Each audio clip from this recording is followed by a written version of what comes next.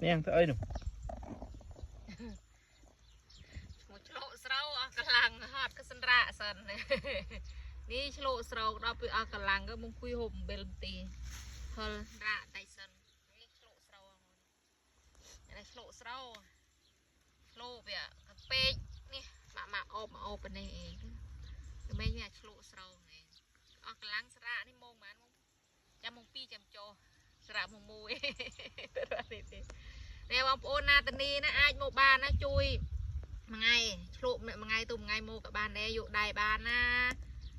ណាមានស្រែមានស្រូវដែលថាទៅពេកអើយមកដាក់ខាងនេះមូលមកចាំទូវិញជួយទៅពេកច្រើនណាទៅពេកក្តេបក្តោបវាមិនច្រើនណាធំទេមកប៉ិតនេះមកជួយបានបងប្អូនអើយជួយតែមកគេរកដៃខ្ញុំទុកទេខ្មែរវិញទេថៃវិញ